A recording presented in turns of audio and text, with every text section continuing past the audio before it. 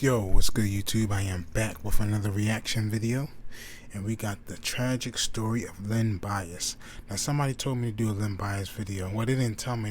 Well, he did tell me, and shout out to you too, and shout out to Nonstop for this video. They didn't tell me to do this video, but he wanted me to do like highlights. So I was like, you know what, I'm gonna do this video and then I'm gonna do the highlights in the next video, because I really want to know the truth. I heard, like, you know, they say he took drugs and stuff like that, but I want to hear like the actual true story. So hopefully by Nonstop, you know, this is actually true and everything that they say. So I'm pretty sure y'all let me know, but I know a lot of people was talking about Len Bias and the Celtics, so I really want to get into detail in the story and see everything behind it. And yeah, that's about it, man. Deeply appreciate all love and support y'all been showing me. And we back on the grind, we back on the groove. I just gotta stay away from that channel so I won't get no another copyright strike. But this said it's gonna expire in 90 days anyway. I'm pretty sure I covered that in the last couple videos. But yeah, just gotta be more careful, and I'm just starting to email the people now that I react to so they can have a heads up. So I definitely will be sending this people Nonstop. Shout out to you, definitely be sending you an email. But let's get straight into it, man. The tragic story of Len Bias. When somebody mentions Len Bias, three things usually come to mind. Dominance at the University of Maryland, second draft pick by the Celtics in 1986, and a shocking death caused by a cocaine overdose. Duke coach Mike Krzyzewski said in 2003, "This is my 24th year at Duke.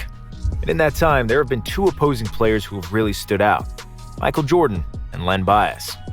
Okay, so was he supposed to be the next Michael Jordan, or was he supposed to be Michael Jordan's rivalry? Now, I heard two different things. I heard he's supposed to be a rivalry, and then I also heard that he was supposed to be like kind of like the next Michael Jordan. I know he's not going to be the next Michael Jordan, because Michael Jordan's Michael Jordan, like Larry Bird's Larry Bird, but I don't know. Let me know in the comments, because I'm not sure.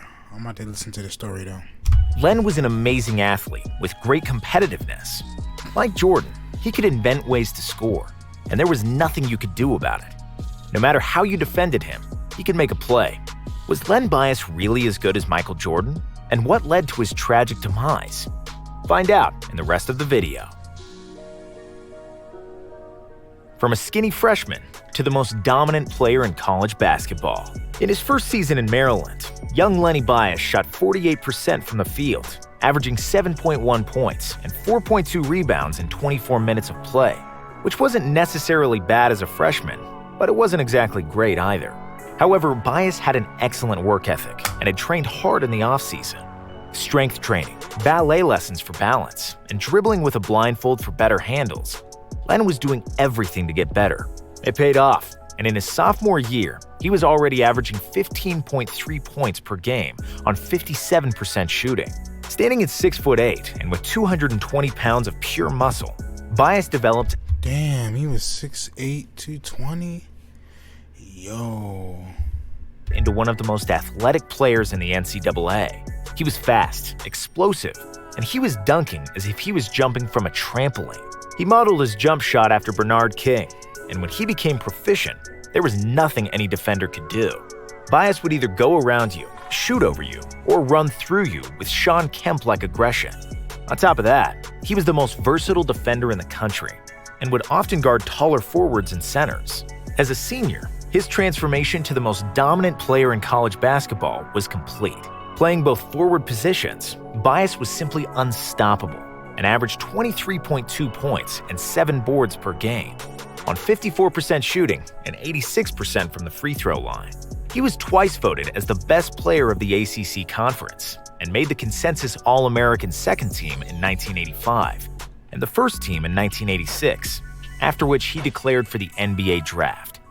Selected into a dynasty with the second pick, Red Auerbach is often considered as the greatest GM in NBA history. Red had a championship team, and the '86 Celtics had just celebrated their third title in 5 years. Apart from Bird, Parrish, and McHale, and an already deep bench, they also had the second overall pick, which they acquired 2 years prior via trade. Auerbach said he had planned to pick Bias in the draft for 3 years. They wanted Len so badly that they spread rumors about him only for Cleveland to pass him over. It worked. The Cavs drafted Brad Daugherty, who would go on to be the best player in team history before some guy named LeBron started playing there. That left the Celtics with Bias, and everybody thought that the Celtics are going to be unbeatable, because it just doesn't happen that the current champions draft the most dominant college player a week after they won the title. Little did everybody know that dynasty dreams would live for only 2 days. From the moment David Stern said Len Bias was the second pick, to the time his friend maniacally repeated his name to a 911 operator. Last 48 hours. As the draft approached, Bias was starting to feel a lot of pressure. Everybody knew he was going to get picked in the top 3 and become a millionaire. Suspicious types began to move around him, according to the people he had been hanging out with then. Bias dealt with that pressure by going out and staying up late in clubs, things he dreaded just a couple of years before. The draft was in New York on June 17, 1986. A day later, Bias went with his father to Boston to sign a contract and begin negotiations with Reebok in a $3 million sponsorship deal. Reebok saw how Michael Jordan propelled Nike to a global brand and hoped to achieve the same with Len. From today's perspective, $3 million seems ridiculous, but at the time, it was an extremely lucrative deal. That same evening, Bias returned to Maryland to his dorm room, where he spent the night in the company of childhood friend Brian Tribble and his 2 teammates, Terry Long and David Gregg. They consumed cocaine, which was too pure and too strong. After he snorted his final line, Bias started to feel sick. He began to stumble, then lay back to bed, where he suffered a series of heart attacks. At 6:30 a.m., Brian Tribble called 911. Fueled with cocaine, he couldn't stop repeating Len's name. "This is Len Bias. This is Len Bias. You have to bring him back to life. He can't die." Paramedics showed up at 6:50 a.m. and found Bias unconscious and not breathing. Attempts at resuscitation failed, and he was taken to the hospital where he was given all possible medication, but nothing worked. In the last effort, they implanted a pacemaker in his heart, but it was too late. Leonard Bias was pronounced dead at 8:55 a.m. Legacy and Jordan comparisons. Bias's death sentence.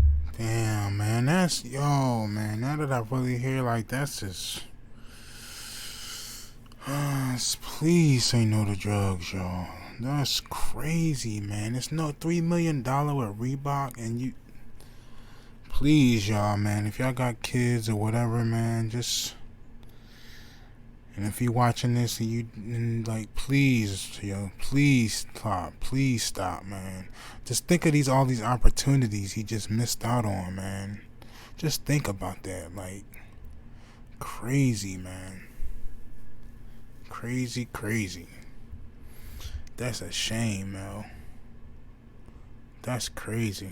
Sent shockwaves around the whole basketball world and beyond. Pablo Escobar and Cali Cartel were earning billions selling blow to America, and sports stars were not immune to their product. Seeing an athlete as strong as Bias succumb to cocaine and die from it, the war on drugs in the States came in full effect. The NBA also changed, and the firm no drug policy was instituted, and many players from the era were banned for cocaine use. Generations that came after Bias were brought up on stories about it and the devastating effects of narcotics. Scouts and managers started paying much more attention to the lives of the players off the field, rather than just their performance. In some twisted way, the loss of one of the greatest basketball talents changed the NBA for the better and saved many lives. 4 days after his death, 11,000 people gathered at Len's funeral, and they all wondered what we are wondering now: what could have been, and what if Bias played in the league? In almost all parameters of the game, he was as good as Michael Jordan. Bias had LeBron's body with a great jump shot, was equally good on offense and defense, and could jump out of the gym. Even his approach to the game, killer instinct, and the desire to be the best were very similar to Michael's, which is very rare. Bias had that hunger and self-confidence that he can do everything on the court, and that's what separates the GOATs of this game. Would Len Bias really be MJ's biggest rival will forever remain unknown, but one thing is certain: Len Bias is one of, if not the most talented basketball players ever not to play in the NBA.